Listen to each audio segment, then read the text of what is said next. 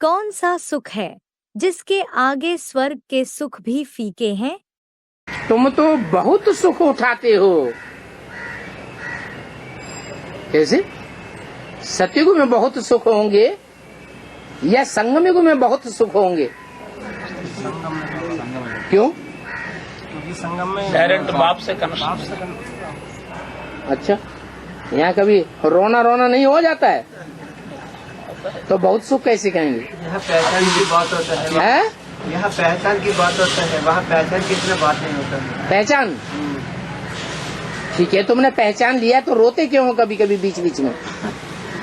पिछले जन्म के हिसाब किताब है। इसलिए तो बहुत सुखी नहीं हुए ना। बहुत सतयुग में तो रोते भी नहीं कभी। लेकिन बाबा भगवान के आने से जो सुख मिलता है, जो खुशी मिलती है, तो उस समय बहुत सुख मिलता है, बहुत सुख मिलता है। बहुत सुख मिलता है उसमें। फिर उसी क्षण थोड़ी देर के बाद जब भगवान को भूल जाते तो दुख मिलता है। हाँ, तो इसका मतलब अब दोनों पलड़े में रखो, बहुत सुख मिला फिर बहुत दुख मिला तो बराबर हो गया। फायदा क्या हुआ? तो सतयुग में ज्यादा सुख हुआ या संगम में ज्यादा सुख हुआ? अरे सतयुग में बाबा कहते हैं अभी दुखों के पहाड़ गिरेंगे। फिर भी सतयुग में जो हमेशा बेटा खाते हैं तो बेटा का खुशी नहीं सत्संग में भगवान मिलता नहीं। चलो भगवान नहीं मिलता, लेकिन सुखी तो वहाँ रहते हैं। दुख को नाम निशान नहीं होता। वहाँ आत्मिक स्थिति में रहता है ना। हाँ, वहाँ आत्मिक स्थिति में रहते हैं, यहाँ आत्मिक स्थिति में सदाकाल नहीं रहते। हाँ, सदाकाल तो नहीं ज्यादा सुख कहाँ हुआ? आत्मिक स्थिति से ही सुख होता है ना। तो सतयुग में ज्यादा सुख हुआ या यहाँ ज्यादा सुख हुआ? सतयुग में ज्यादा सुख हुआ। ये उल्टी बात कर रहे हैं। वो जैसे गुरुजी होते हैं ना, वो कहेंगे तो कहेंगे सत्यवचन महाराज। जो गुरु ने कहा वो सत्यवचन महाराज। यहाँ भी बाबा बोल रहे हैं?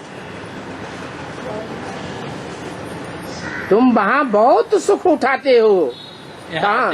स्वर्णिम संगम में अतीन्द्रिय सुख मिलता है। तुम पावन बन जाते हो तो फिर पहले पहले पावन दुनिया में आते हो। तुम वहाँ बहुत सुख उठाते हो, वो बाद में आते हैं। वो उतना सुख माने ब्रह्मा बाबा और ब्रह्मा बाबा की जनरेशन और फॉलोअर्स सतयुग में इतना सुख नहीं उठावेंगे, और तुम उनसे भी जास्ती सुख उठाते हो। तो उठाते हो संगम युग में।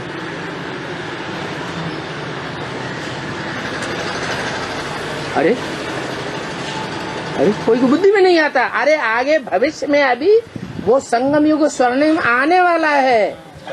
अभी वो स्वर्णिम संगम युग नहीं आया नहीं है। अभी हमारी वो अवस्था व्यापारी खुशी की बनी नहीं है, जो चारों तरफ दुनिया में मरघटा लगने लगे और हम खोपड़ियों को ठोकर लगाते हुए शान से आगे बढ़ते रहे।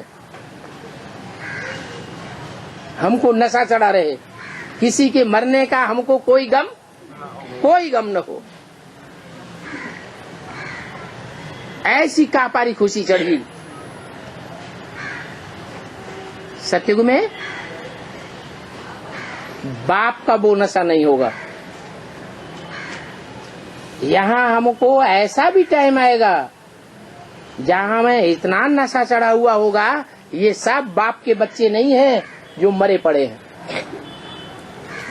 ये दुर्योधन दुशासनों की औलाद हैं, कौरव और यादव संप्रदाय हैं, नास्तिक संप्रदाय हैं, और हम बाप के बच्चे हैं। हम असल में आस्तिक हैं। हमने बाप को पहचाना है और इन्होंने बाप को नहीं पहचाना है।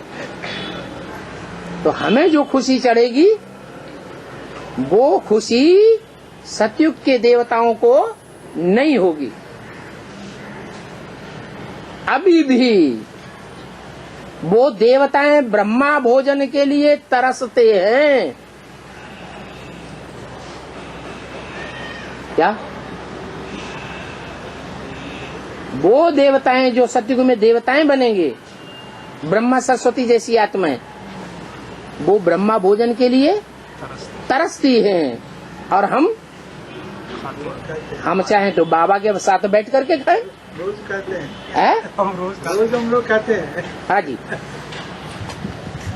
तो देखो, तुम पहले पहले राम राज्य में आते हो, तुम पहले पहले राम को पहचानते हो, वो बाद में पहचानेंगे। फिर तुम ही पहले रावण राज्य में आते हो। तुम पहले पहले सुख की दुनिया में आते हो। तुम जितना सुख भोगते हो उतना कोई नहीं भोगते। तुम ही पहले रावण राज्य में आते हो, और तुम रावण राज्य में जितना दुख भोगते हो उतना दुनिया में और धर्म वाले कोई नहीं भोगते। तो देखो कैसा वंडरफुल ड्रामा बना हुआ है।